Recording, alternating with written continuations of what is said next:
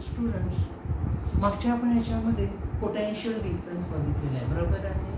जेव्हा दोन ह्याच्यामध्ये वायरच्या टोकामध्ये जेव्हा पोटॅन्शियल डिफरन्स निर्माण होतो त्यावेळी काय होतं की त्याच्यामधून करंट फ्लो होतो, हे आपण बघितलेलं आहे. तर आता ॲक्च्युली तुम्हाला मी म्हटलं की करंट फ्लो होतो, बरोबर आहे. करंट फ्लो होतो म्हणजे काय की त्यातले जे फ्री इलेक्ट्रॉन्स आहेत they can carry the electric charges from one point to the म्हणजे higher potential to the lower potential, हे आपण बघितलेलं आहे. मग ॲक्च्युली हे जे फ्री इलेक्ट्रॉन्स म्हणजे नक्की कुठे असतात, तर तुम्ही आधी 8वीला शिकलेला आहात की ॲटम्स, बरोबर आहे. एलिमेंट स्टडी केलं. एलिमेंट हे is made up of the atom. Atom is made up of the proton, neutrons and the electrons. सेंटरमध्ये जे आहे किंवा न्यूक्लियसमध्ये प्रोटॉन्स आणि न्यूट्रॉन्स असतात आणि त्याच्या आउटरमोस्ट ऑर्बिटमध्ये इलेक्ट्रॉन्स असतात, बरोबर आहे. आता हे जे आउटरमोस्ट म्हणजे त्याच्याभोवती इलेक्ट्रॉन जे आहेत ते कंटिन्युअस मोशनमध्ये त्याच्याभोवती फिरत असतात, हे आपण बघितलेलं आहे. परंतु जेव्हा ते आउटरमोस्ट जे इलेक्ट्रॉन्स आहेत कुठल्याही ॲटमचे, जेव्हा आउटरमोस्ट इलेक्ट्रॉन जे आहेत it must be one or more than one, बरोबर आहे. म्हणजे कुठलाही तरी ॲटम्स असेल की त्याच्या सेंटरमध्ये आपण प्रोटॉन न्यूट्रॉन असं बघतो, बरोबर आहे. आणि ऑर्बिटमध्ये काय असतात, इलेक्ट्रॉन्स असतात, बरोबर आहे. मग ह्या आउटरमोस्ट जी ऑर्बिट आहे म्हणजे सगळ्यात शेवटची जी ऑर्बिट आहे ती which is a loosely bound to the nucleus. म्हणजे हे जे आहे आउटरमोस्ट जे इलेक्ट्रॉन्स आहे which are the weakly bound to the nucleus and that's why these are called as an free electron. म्हणजे शेवटच्या कक्षेतील म्हणजे शेवटच्या ऑर्बिटमधले जे इलेक्ट्रॉन्स आहेत which is a weakly bound to the nucleus, म्हणजे पूर्णपणे त्याला ॲक्च्युली बाउंड नसतात. That's why they can be move here and there. That's why it is a called as an free electrons. त्याला आपण काय म्हणतो, फ्री इलेक्ट्रॉन्स असं म्हणलं जातं. And the free electron in the conductor carry the negative charge particles. म्हणजे हे जे फ्री इलेक्ट्रॉन्स आहेत ते काय करतात, निगेटिव्ह चार्ज पार्टिकल काय करतात, कॅरी करतात आणि त्यामुळे करंट फ्लो होतो. आता ॲक्च्युली कशी काय करंट वायरमध्ये फ्लो होते ते आपण बघूया. Current flowing through the wire. Suppose these are the wires, metal wires. ही मेटल वायर आहे, बरोबर आहे. आणि त्याच्यामध्ये जी फ्री इलेक्ट्रॉन्स आहेत, फ्री इलेक्ट्रॉन्स मीन्स आउटरमोस्ट ऑर्बिटमधले इलेक्ट्रॉन्स आहेत. आता हे जे फ्री इलेक्ट्रॉन्स आहे they can be move here and there when there is a space is there. ज्या ठिकाणी जागा आहे त्या ठिकाणी ह्या मेटल्समध्ये this free electrons can be move here and there through the conductors randomly in anywheres the space between the atoms. म्हणजे त्या ॲटममध्ये जेवढी स्पेस आहे त्यामध्ये they can be freely move here and there randomly. But when we can apply the potential difference between the two end of the wires.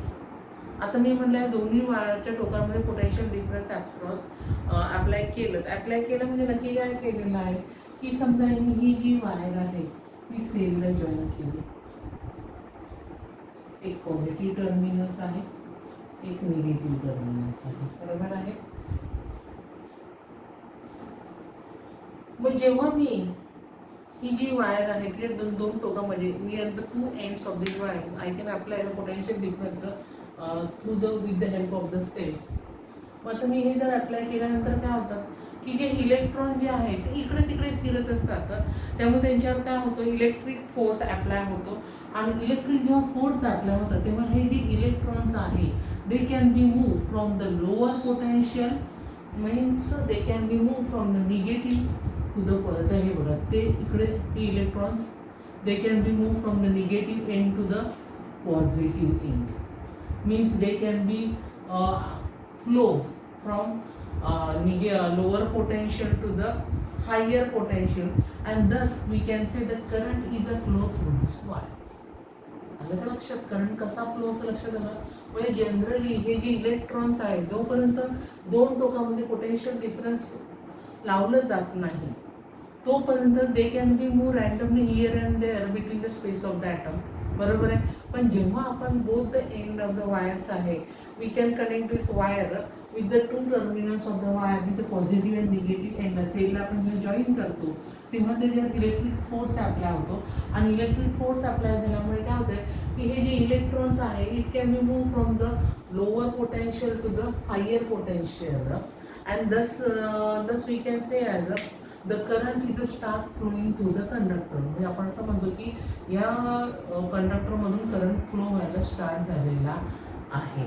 And hence the motion of the electrons must be irregular and not a definite but these are the velocity will be the average velocity not a zero. हे लक्षात घ्या की जी velocity असते ती average असते, zero असत नाही. म्हणजे how the current will be the flow in the conductor हे तुमच्या लक्षात आलेलं आहे.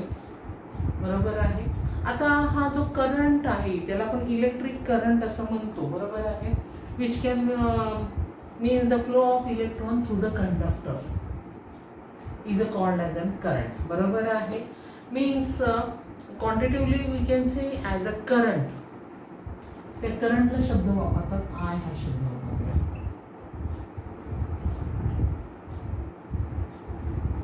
Current I is defined as a charge passing through the conductor in unit time is called as a current. आलं लक्षात. करंट म्हणजे काय? The charge means negative charge. The charge passing through the conductor in unit time is called as an current. आता हा जो charge आहे, हा charge जो आहे आपण म्हटलं की चार्ज जो पास होतो तो काय आहे? क्यू चार्ज पास होते. बरोबर आहे. Passing through the conductor in unit time T. बरोबर आहे. हा charge Q, the charge Q passing through the cross section of the area of the wire in the 1 second in the given time, then it is a called as current will be the flow. Means the current हे काय formula काय तयार झाला? आपण current म्हणजे काय म्हटलं होतं? The charge passing through the conductor in unit time. म्हणजे हा जो चार्ज आहे हा कंडक्टर म्हणजे वायर. लक्षात घ्या, वायरमधून जो चार्ज पास व्हायला जेवढा वेळ लागतो तेच म्हणजेच काय? करंट असं म्हटलेलं आहे. मग current is equal to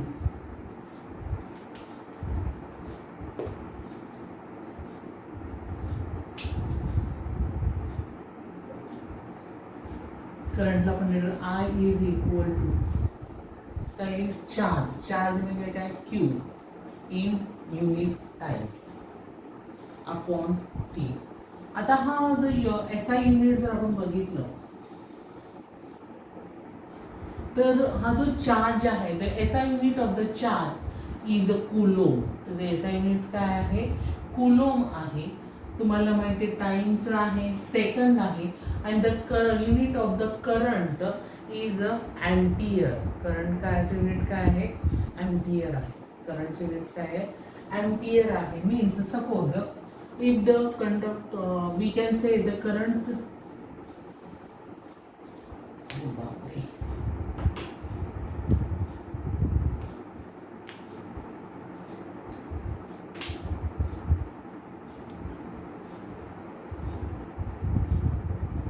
current measure in ampere. Current कशामध्ये मेजर केला जातो? अँपियर.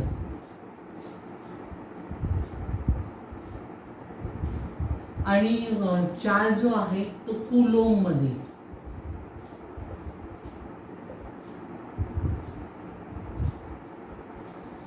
मग 1 ampere when we can say as a 1 ampere current is a flow through the conductor when 1 coulomb of the charge flows through the conductor in every second, then it is called as an 1 ampere current.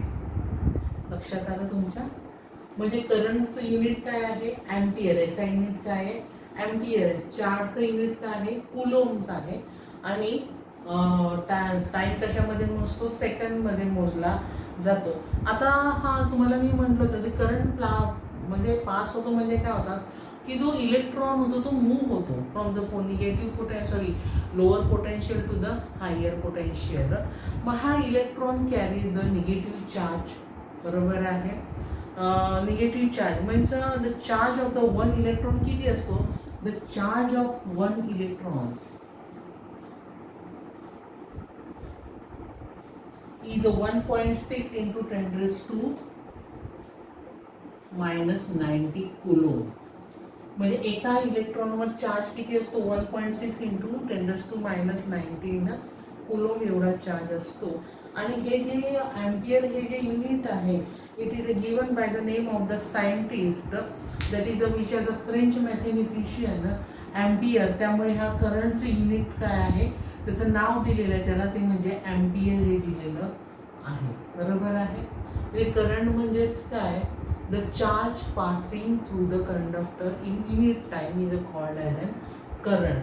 Current कशामध्ये measure केला जातो? अँपियरमध्ये. Charge कशामध्ये measure केला जातो? कुलोममध्ये major केला जातो. म्हणजे आपण जर असं म्हटलं की current passing through the conductor is 1 ampere. केव्हा 1 अँपियर करंट पास होतो? When the 1 coulomb charge flows through the conductor in every second, then it is called as a current will be the 1 ampere. तो current किती असतो? 1 ampere. म्हणजे प्रत्येक सेकंदाला 1 coulomb charge जर pass होत असेल त्या कंडक्टरमध्ये, तेव्हा त्याला म्हटलं तर 1 अँपियर करंट असं म्हटलं जातं.